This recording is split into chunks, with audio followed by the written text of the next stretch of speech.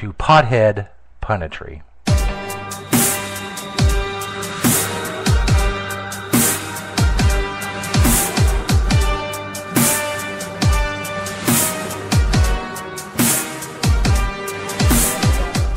Our nation stands on the brink. Every day brings new federal encroachments that take our freedoms and strangle our will. There comes a time when the silliness must take a back seat to the serious issues of the day. The time is now. It's time to fight back and reclaim the freedom that is rightfully ours.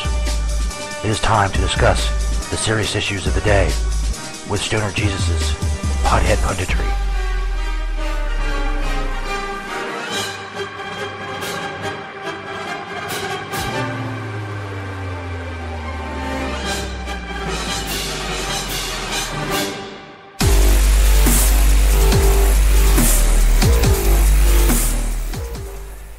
Yes, it is Pothead Punditry. This is episode number 8 of Pothead Punditry. Thanks you all for listening on the Stoner Jesus Show Live and on the podcasts on Spreaker.com and StonerJesus.net and the YouTube videos that we post of Pothead Punditry. Thank you to everyone for listening. So when the silliness ends and takes a back seat to the serious issues of the day, tonight on the Stoner Jesus Show, we are talking 12 facts about money in Congress that are so outrageous that it is hard to believe they are true. This is from the economiccollapseblog.com from today, Tuesday, November 8th, 2011. Do you want to get rich? Just get elected to Congress. The U.S. Senate and the House of Representatives are absolutely packed with wealthy people that are very rapidly becoming even wealthier. The collective net worth of the members of Congress is now measured in the billions of dollars. The people that we have elected to the House and Senate are absolutely swimming in money. Unfortunately, it is not easy to get elected to Congress. In this day and age, you generally have to be heavily connected to those that are very wealthy to get into Congress because it takes gigantic amounts of cash to win campaigns. But if you can get into the club, you pretty much have it made. The numbers that you're about to read are very difficult, well, in your case you're about to hear them, are very difficult to believe, and they should deeply sadden you. They show that the Congress has become all about money. Congressional races are mostly financed by wealthy people. Most of the people that we elect to Congress are very wealthy, and they rapidly get wealthier after they are elected. All of this money has turned our republic into something far different than our founding fathers intended. The following are 12 statistics about money in Congress that are so outrageous that it is hard to believe that they are actually true. Number 1. The collective net worth of all our members of Congress increased by 25% between 2008 and 2010. Number 2, the collective net worth of all members of Congress is now slightly over $2 billion. That is billion with a B. Number 3, this happened during a time when the net worth of most American households was declining rapidly. According to the Federal Reserve, the collective net worth of all American households decreased by 23% between 2007 and 2009. The average net worth for a member of Congress is now approximately $3.8 million. And that was number 4. Number 5, the net worth of House Minority Nancy Pelosi increased by 62% from 2009 to 2010. In 2009, it was reported that she had a net worth of $21.7 million, and in 2010, it was reported that she had a net worth of $35.2 million. Absolutely. And you would think they wouldn't be able to claim their kickback money, so it has to come from. But they own fucking businesses. They give out sweetheart contracts, and then the stock goes up. They get the money. It's all fucking legal, motherfuckers. Number 6, the top Republican in the Senate, Mitch McConnell, who comes from our home state of Kentucky. Well, he's my home state. That's where we're broadcasting from. Saw his wealth grow by 29% from 2009 to 2010. He is now worth approximately $9.8 million. Number 7, more than 50% of the members of U.S. Congress are millionaires. Let me go check the chat room, see what people are talking about this issue. Thunderloaf said F Congress. Shoebilly said rock on stoners. And Glad is here. Showbilly. Robin is here. Go follow Showbilly Internet Radio. Glad to be mad. And Thunderloaf. And follow Robin. Follow everybody. It's in my chat room. This is where the cool people are. In the chat room at Spreaker.com. Continuing with Pothead Punditry. Number 8. In 2008, the average cost of winning a seat in the House of Representatives was $1.1 million. And the average cost of winning a seat in the U.S. Senate was $6.5 million. Spending on political campaigns has gotten way out of control. Yeah. To say the least. Number 9. Insider trading is perfectly legal for members of the U.S. Congress, as we were just talking about. And they refuse to pass a law that would change that. Meaning they pass a favorable law to a company. They buy the company's stock beforehand. It goes up. They cash out. And they're fucking millionaires. Then why can't we do it too? Yeah. They don't follow. The Congress doesn't have to follow any of the laws that they pass for us. There's a little known fact about Congress. Not a single law do they have to obey.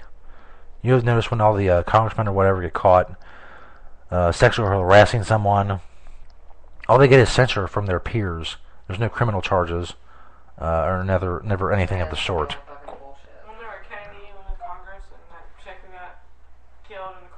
Yeah. They're above the law. And they got money from big fucking corporations to back them up. And that's what's wrong with this country. Number 10. The percentage of millionaires in Congress is more than 50 times higher than the percentage of millionaires in the general population. Number 11. U.S. Representative Darrell Issa is worth approximately $220 million. His wealth grew up by approximately 37% from 2009 to 2010. The wealthiest member of Congress, U.S. Representative Michael McCall, is worth approximately $294 million. So how are members of Congress becoming so wealthy? Well, there are lots of ways they are raking in the cash, but one especially alarming thing that goes on is that members of Congress often make investments in companies that will go up significantly if legislation that is being considered by Congress, quote, goes the right way. This is called a conflict of interest, but it happens constantly in Congress, and no one seems to get in any trouble for it. The following video is, and I'm going to play the audio here. The following video is a video of Steve Croft of 60 Minutes ambushing Nancy Pelosi about one particular conflict of interest involving credit card legislation.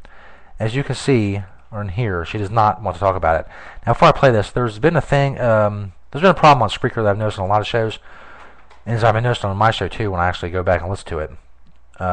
When you play a YouTube video and you have your mic open, which you have to have your mic open for people to hear it, it echoes a little bit. So we will see if that happens here. And well, we hope not, but it may. Thunderloaf said, "These stats make me want to vomit." You know, it is really.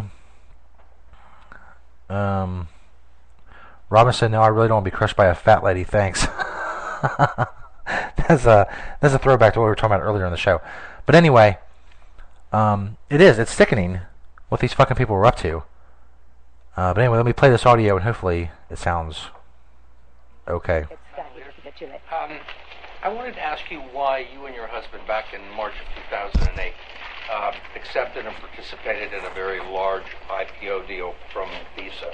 At a time there was major legislation affecting their credit card companies making its way through the House.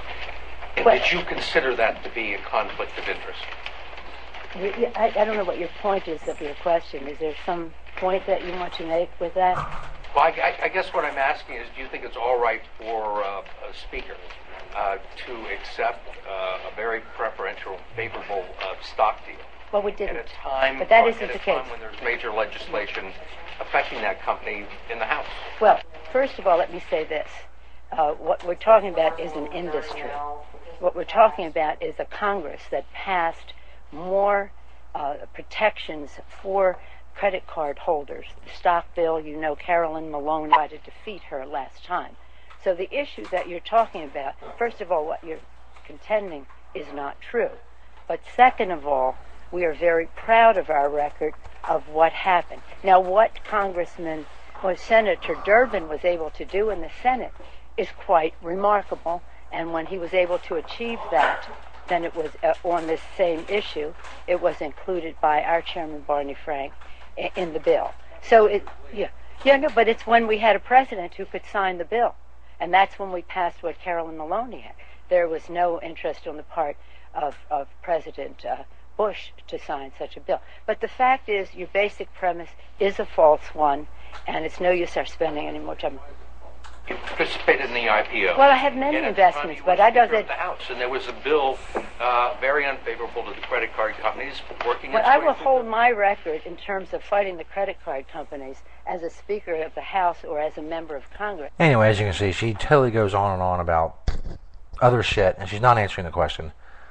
She says about the remarkable job that the bill did. I guess it is so fucking remarkable that it made her increased her net worth by almost $14 million fucking dollars in a 1 year period. A law that would ban insider trading by members of Congress has been stalled for years on Capitol Hill. So has this been a significant benefit to members of Congress? There's been at least one study that appears to indicate that members of Congress have been much more successful in the stock market than members of the general public have. Imagine that. A 2004 study of the results of stock trading by United States senators during the 1990s found that the senators, on average, beat the market by 12% a year. In sharp contrast, U.S. households, on average, underperformed the market by 1.4% a year, and even corporate insiders, on average, beat the market by only 6% a year during that period. So even the senators did better than the corporate insiders. A reasonable inference is that some senators had access to and were using material non-public information about the companies and whose stock they trade. The story goes on. The story can be found at where are we at here? The Economic Collapse blog.com. There's more and more about how where the money comes from for Congress and how they're fucking us. They're all fucking us. I mean, that's the bottom line, and that's the point of these Pothead Punditry segments. When we don't talk about, we stop the comedy and we talk about serious shit. And it's, where else? You're not going to hear this in many other places. I know a lot of you are stoners, and you think it may not matter to you, but it's going to matter to you. Because first of all, you're breaking the law. So all the shit the government's up to and the corporations are up to, when they come for us, we're the first motherfuckers they're going to come for. All the people that are supposedly breaking their laws, they're coming for us. We're the first ones they lock up to get out of the way, and especially the motherfuckers that run their mouth like I do. As I've said this before on the show, fuck you. You can track me, you can listen to me, what the fuck ever, and in the end, you can try to silence me and silence the internet and whatever you want to do. But there's always going to be people talking about this shit. Rebellion, revolution, restoration, resistance, whatever you want to call it. It's here. It's fucking here, and there's no turning back. There's nowhere left to hide because the street lights are watching you. Cops can pull you over for no reason and search your car with a drug sniffing dog with no warrant whatsoever. They can kick in your door and open fire on you if they're serving a drug warrant, even if you're unarmed, and pump 70 plus fucking bullets into you, and nothing will happen to them. They can do whatever the fuck they want, whenever the fuck they want to do it. And that is why we do Pothead Punditry just about every episode of the Stoner Jesus Show live. I want to thank everybody for listening.